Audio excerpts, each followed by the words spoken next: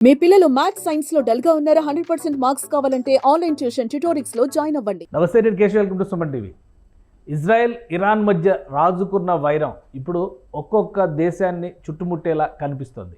America embassy పైన Iran డ్రోన్తో దాడులు చేయడం, క్షిపణులను కూడా ప్రయోగించడం ఇప్పుడు పెద్ద వివాదాస్పదంగా మారింది. అమెరికా దీన్ని సీరియస్గా పరిగణిస్తోంది. ఒకవైపు ఇజ్రాయెల్ ప్రధాని ఇంటిపైన కూడా ఇరాన్ క్షిపణులు విరుచుకుపడ్డాయనేది సమాచారం. మరోవైపు ఇరాన్ అధినేత బంకర్లలో దాక్కోవాల్సినటువంటి పరిస్థితి వచ్చింది. పశ్చిమాసియాలో రాజుకున్నటువంటి ఈ ఉద్రిక్తతలు ఎటు దారి తీయబోతున్నాయి విశ్లేషించే ప్రయత్నం చేద్దాం. మనతో పాటు అనలిస్ట్ పుల్లారావు గారు ఉన్నారు. పుల్లారావు గారు నమస్తే. హలో, నమస్కారం అండి.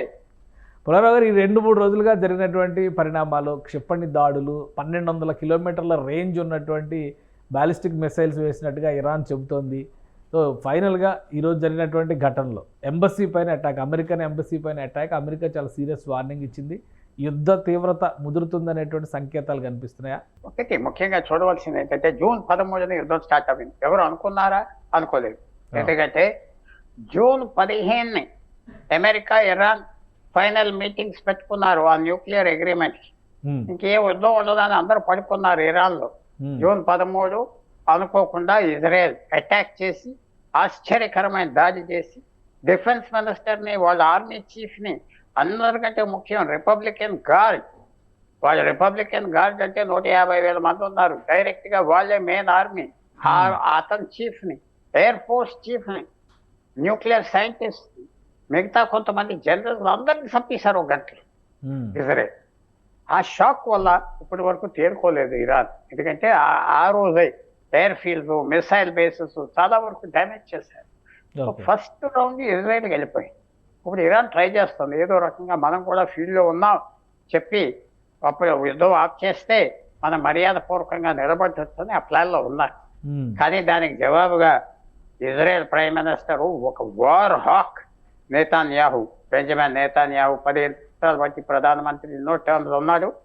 అతను వచ్చినప్పుడల్లా యుద్ధం చేస్తుంది, గెలుస్తుంది. హమాస్ 15 నెలలు బాంబు చేశాడు గాజా అంతా, ఒక ఇంట్లో చేశాడు. అలాంటి వ్యక్తి అతను ఏమన్నాడంటే, చూడు వాళ్ళ పూర్తి చేసే అణు ఆయుధాలు ఉన్న బేసుల్ని, అణు ఆయుధాలు తయారు చేసే లెబారెటరీని, అణు ఆయుధాలు చేసే సైంటిస్ట్ని చంపేసే వరకు మేము ఆగాం. 2, వాళ్ళు ఏమన్నా సివిలియన్ టార్గెట్స్ మీద మిసైల్స్ పంపిస్తే మేము చేయబోయేది చూడన్నారు. సో టెంపరేచర్ పెరిగిపోతుంది. అమెరికా ఇజ్రాయెల్ ఆగు అని చెప్తే ఇజ్రాయెల్ ఆగదు, వినే మాట. కానీ అమెరికా ఇరాన్ ఈ అణు ఒప్పందాలకు సంబంధించి చర్చలు జరుగుతున్న సమయంలోనే ఇజ్రాయెల్ విరుచుకుపడడం వెనక మళ్ళీ అమెరికా ఉంది అని ఇరాన్ ఆరోపిస్తుంది. అసలు లేదు, అమెరికా చెప్పలేదు. ఏదో ట్రంప్ ఇలాంటి అగ్రిమెంట్స్ తీసుకొచ్చి వాళ్ళకి శాంతి తీసుకొచ్చా నాకు నోబెల్ ప్రైజ్ కావాలి అని తిరుగుతున్నాడే, పట్టించుకోవట్లేదు. బెంజమిన్ నెతన్యాహు ట్రంప్ పట్టించుకోలేదు, మాట వినలేదు. విన్నన్నాడు, మేము చేసేది మేము చేస్తాం ఇరాన్.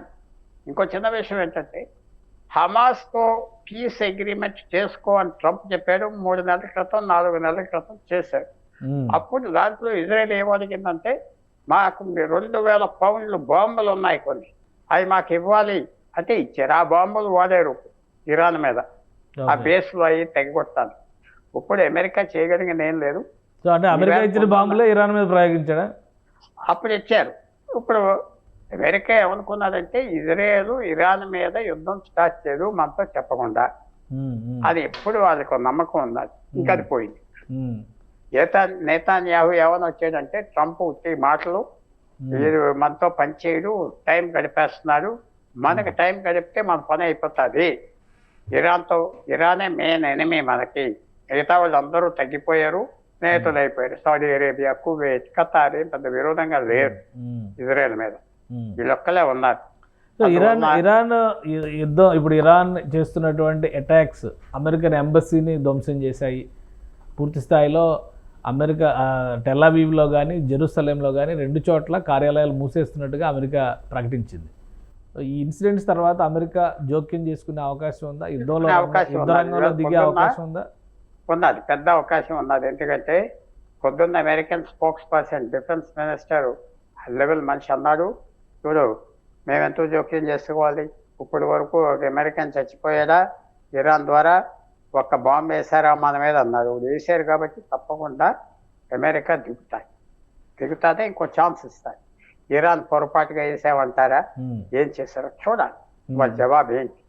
అమెరికా దిగితే మాత్రం ఇరాన్కి చాలా కష్టం అయిపోతుంది, చాలా కష్టం. ఎందుకంటే అమెరికా డైరెక్ట్గా బాంబు చేయకపోయినా ఇజ్రాయెల్కి సాయం చేస్తుంది, ఇజ్రాయెల్కి ఇంటెలిజెన్స్ ఇస్తుంది ఆ బాంబులు వస్తున్నాయని. మూడోది ఏం చేస్తుందంటే అమెరికన్ షిప్స్ అన్ని దగ్గరకు వచ్చి అక్కడికి వచ్చి మిసైల్స్ని అటాక్ చేస్తాయి. వాళ్ళు మిసైల్స్ వేయాలి కానీ అక్కడ వచ్చి అట్లా ఆఫ్ చేసే శక్తి ఉన్నాయి. పెద్ద మార్పు వస్తాయి, ఇరాన్కి నెగిటివ్గా అవుతాయి. కానీ వస్తారా అంతవరకు. ఇరాన్ ఒక వాదన చేస్తుంది. ఇప్పుడు ఇరాన్ చేస్తున్నటువంటి వాదన ఇది ఇస్లాం మీద దాడి, పాకిస్తాన్ మాకు అండగా ఉంటుంది, మా మీద అణుబాంబు వేస్తే పాకిస్తాన్ అణుబాంబు వేస్తుంది, ఇట్లాంటివన్నీ కూడా ఇరాన్ చేస్తుంది. సో ఏంటి అసలు ఆ ఈక్వేషన్స్? పాకిస్తాన్ ఇవాళ ఈ మాట కంటే వచ్చే మన ప్రాంతానికి మిడిల్ ఈస్ట్కి ఒక మంచి కొమేడియన్గా పాకిస్తాన్ తయారవుతుంది. కొమేడియన్ ఎక్కడికి వెళ్ళినా అప్పడగటం, పెద్ద మాటలు చెప్పటం, మాకు బాంబు ఉన్నదని చెప్పటం, ఆఖరికి మొన్న ఈ బాంబు ఉండదా ఏంటి అని ఈ భారతదేశంతో చెప్పుదెబ్బలు తింటాం.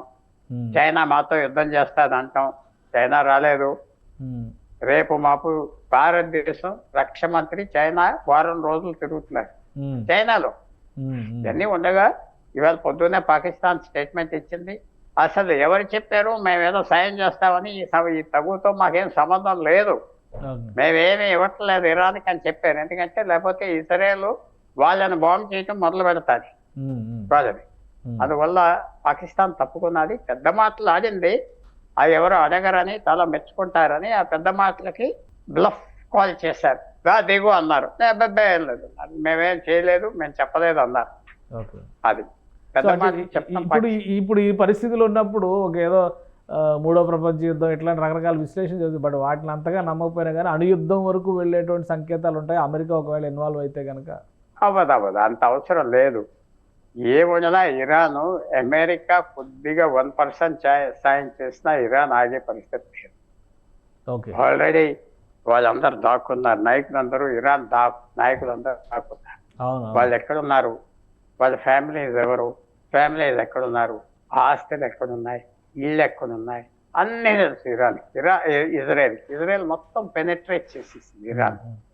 ఇరాన్ సమాజాన్ని పెనిట్రేట్ చేసింది. తర్వాత ఇరాన్ సమాజం కూడా విడిపోయి ఉన్నది. సగం కంటే ఎక్కువ ఈ ప్రభుత్వానికి 15 సంవత్సరాలు బట్టి వ్యతిరేకంగా ఉన్నారు, కానీ ఏం చేయలేకపోతున్నారు.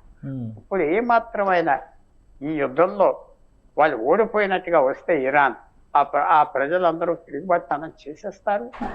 ఇజ్రాయెల్ కూడా ఇప్పుడు ప్రజలకు నొప్పి పెట్టే విధానాలు చేస్తారు. పవర్ ప్లాంట్స్ని ఆఫ్ చేస్తుంది, నీరు ప్లాంట్స్ని కొట్టేస్తుంది, ఈ రోడ్లు అక్కడక్కడ బ్రిడ్జిలు పగలు కొట్టేస్తారు. ప్రజలు తిరుగుబాటుతనం చేసే విధానం తీసుకొస్తారు ఇజ్రాయెల్ అని నేను భావిస్తున్నాను. Right sir, thank you sir విశ్లేషణ అందించినందుకు. ఇది పశ్చిమాసియాలో రాజుకున్నటువంటి చిచ్చు అమెరికన్ ఎంబసీ పైన దాడి తర్వాత ఈక్వేషన్స్ మారేలా కనిపిస్తున్నాయి. గతంలో రెండో ప్రపంచ యుద్ధంలో చూసినటువంటి అనుభవాలు, పెరల్ హార్బర్ మీద జపాన్ దాడి చేసిన తర్వాత ఎలా అయితే ఒక ట్విస్ట్ వచ్చిందో అదే తరహాలో అమెరికా ఈ అటాక్ని చాలా సీరియస్గా కన్సిడర్ చేసే అవకాశాలు ఉన్నాయని పుల్లారావు గారు విశ్లేషిస్తున్నారు.